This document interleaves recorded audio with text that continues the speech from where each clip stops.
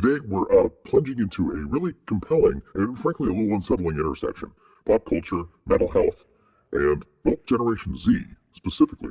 We're zeroing in on this recent surge of interest from Gen Z and the band Starcle men FSM, as many of you know them. It's quite fascinating, isn't it? We're going to explore how this new fan base interacts with FSM's very unique history and their work, especially those elements that touch on mental states and the sheer rawness of their creative process. Our source material gives us these direct windows into Luke and Glenn's world, alongside, some pretty critical research on Gen Z itself and this whole concept of outsider art. Right, so our mission today is to really understand what makes Gen Z tick, get a firm grasp of what outsider art actually implies, and then, take a critical look at a concerning trend, the romanticization of mental illness among young people. We'll examine how this problematic lens might be shaping how Gen Z appreciates FSM. So let's start with the generation at the heart of this.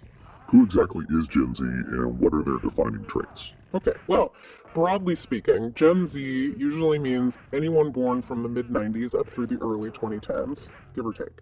What's striking about them, especially compared to older generations, is they tend to be more educated, often described as well-behaved, but they also report significantly higher levels of stress and depression. That's a key factor. And where's that heightened stress coming from? Is it the usual stuff or something new? It's a mix, really. The usual suspects are their money worries, school pressure. Those are big ones. Number 1 and 2, actually. But here's the new piece. Social media itself is now a distinct source of anxiety for 10% of them. It's not just a platform anymore. It's actively adding to the stress. That brings us to what feels really distinctive about Gen Z. Their lives are just so deeply woven into the digital world, right? Especially social media. Absolutely, and this digital immersion, it profoundly shapes how they see the world. We've got research indicating a pretty strong link between their social media habits and feelings of loneliness, anxiety, even fragility. Fragility, interesting. Yeah. And when we look at their cultural tastes, there's this strong thread of nostalgia. It feels almost paradoxical, doesn't it? It really does. They often seem to yearn for a simpler past, sometimes a past they've never actually experienced.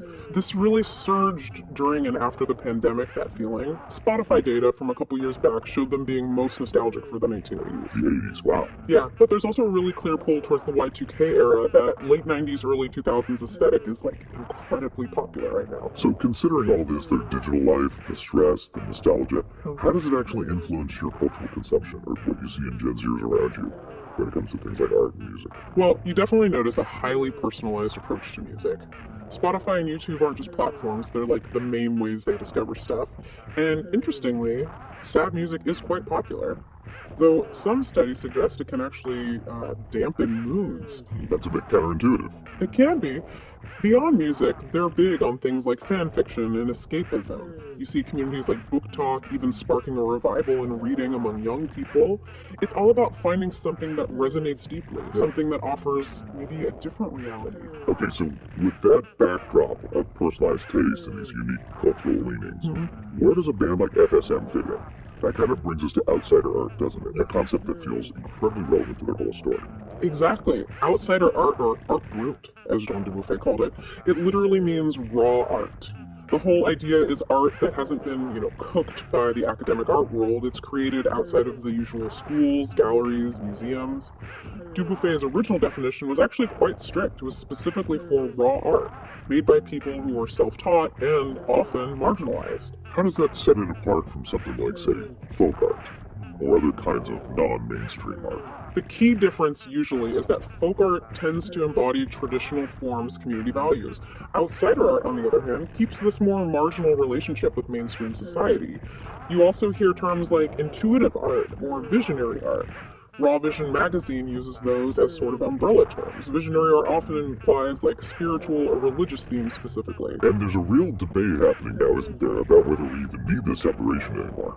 Oh, absolutely. You've got prominent art critics, like Jerry Stoltz and Roberta Smith, arguing pretty forcefully that we should just abolish the distinction altogether.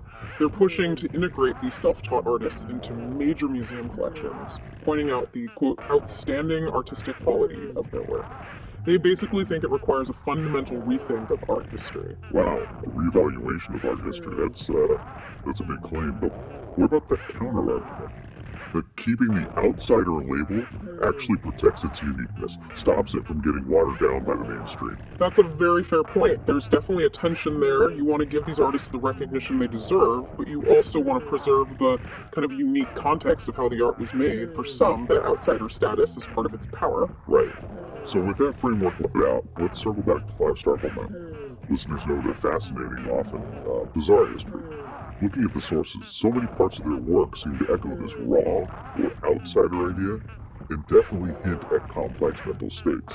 The sheer amount of just unfiltered personal stuff from Luke and Glenn is really striking. You see Luke's very unique thought patterns in his writings, like childhood flashbacks from the box of weirdness, or that stark declaration, I am the worst jumper, the end. And then there's the really profound and often quite disturbing imagery, like that line from the fight placement book, tell us to kill well, tell to you two, baby. Yeah. The use of God is his power done. It's incredibly direct, almost unnervingly so. And their work is just so candid about their mental state and drug use, almost shockingly candid at times. It really leaves nothing hidden. The Austin-era 1995 summer is explicitly described as when peak psychosis was occurring. You have things like the belief they were framed for the O.J. Simpson murders because the TV show Dinosaurs apparently told them so. Wait, dinosaurs? The puppet show? That's what the source says, yeah. And the conviction the world would end in 1997, which led to a San Pedro mental ward incident. Lyrics like, I've gone insane, are just blunt, and then you have lines from the English language lyrics, we are 3 humans and we're whacked out on Roper, or that jarring connection in Butt Raped in Jail between a real-life accidental bank transfer mess and the line, you know it is real when you're butt raped in jail. It's that dinosaurs detail is, wow. It's so specific and unsettling. It really does paint a vivid picture of that peak psychosis you mentioned. Underlines the raw, unfiltered nature of whatever they were experiencing. It does, yes. They were also very open about drug experimentation. Luke's mentioned specifically experimenting with the same drugs Glenn was doing back in 92. Then in 93, he gets arrested for basically inviting police into his house while on LSD, telling them he had drugs to sell. The album Sorchech Fitzel, recorded after a night on LSD and Robo, which likely means dextromethorphan, DXM. We even see pamphlet excerpts talking about how DXM is metabolized. Right. And the lyrics for Stony Alternative, but not all, also get pretty graphic about drug use. And Glenn's own individual creations seem to fit perfectly into that outsider category too. Totally. There's his marbling technique, these sculptures he made, like that incredibly unique serving fork with a reject ward sticker wrapped around the handle, which notably was unsanctioned by Luke.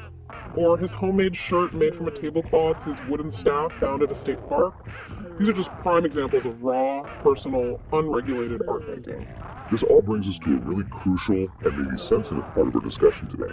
This concerning trend of romanticizing mental health problems, especially among young people. Why is this such a big deal right now? Well, the romanticization of mental health problems.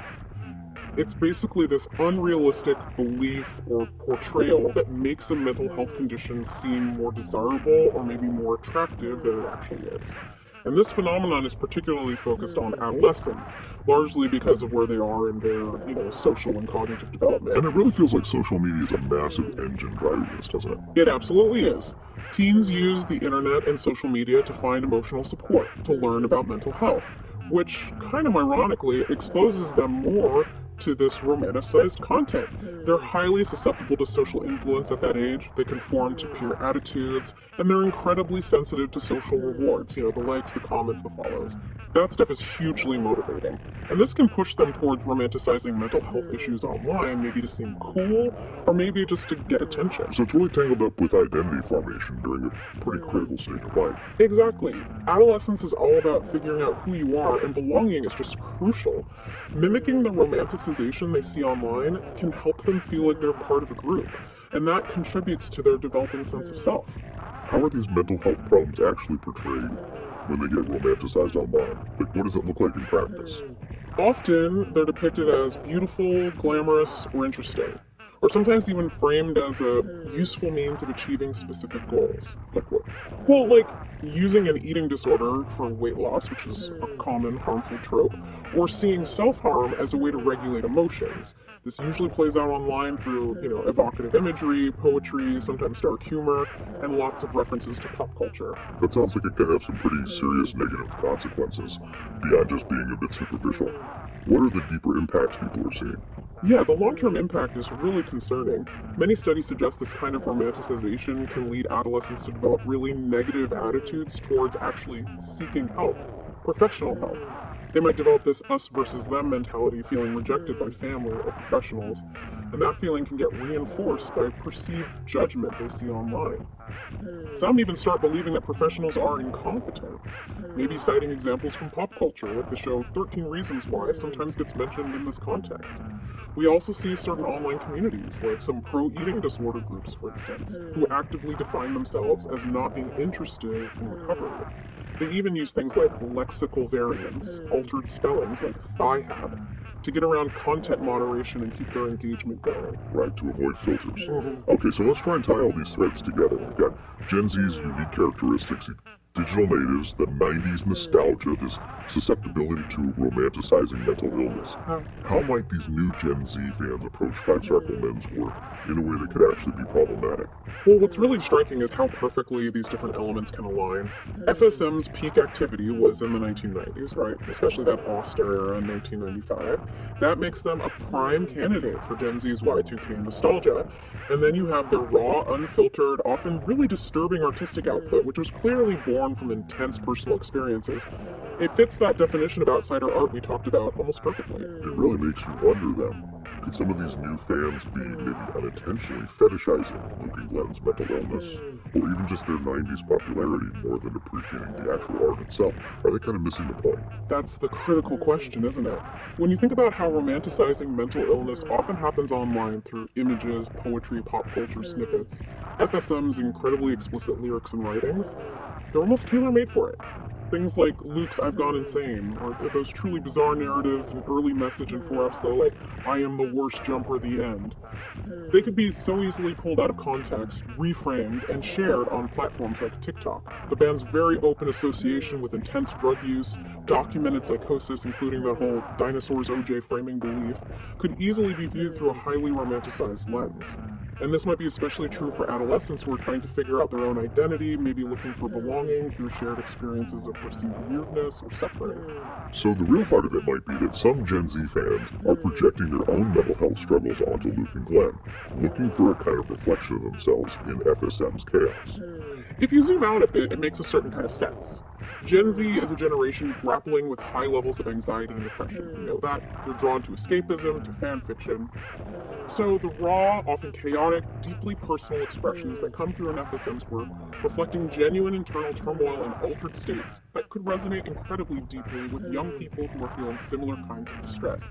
And this might lead them to interpret FSM's experiences not as, symptoms of illness that probably needed intervention, but more as expressions of some desirable differentness, or maybe an authentic response to an overwhelming world. Very much like how mental health issues sometimes get glamorized online. Luke's own words, something like, I will understand your weird life from Delator, Riedel, Oscar from that Earl message piece. That could be particularly appealing if you're looking for validation for your own struggles, feeling misunderstood. Wow. This has been an incredibly layered deep dive today. We've really pulled back the covers on how Generation Z is unique with their digital lives, their nostalgia, their heightened awareness, and sometimes, romanticization of mental health issues creates this really complex lens for how they engage with art, like Starcle men's. And we've seen how FSM's raw, unfiltered stuff, often coming straight from intense personal experiences and struggles, aligns so clearly with that definition of outsider art.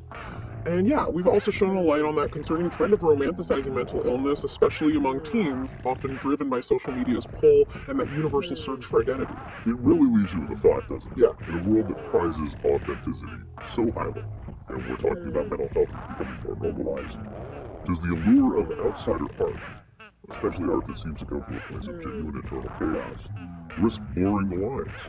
Blurring that line between real appreciation and a potentially problematic romanticization. It really makes you consider, does truly understanding the raw, unpolished brilliance of a band like FSM demand that we critically examine our own filters and the societal narratives we've all internalized about mental health, creativity, and where they intersect? Something to think about.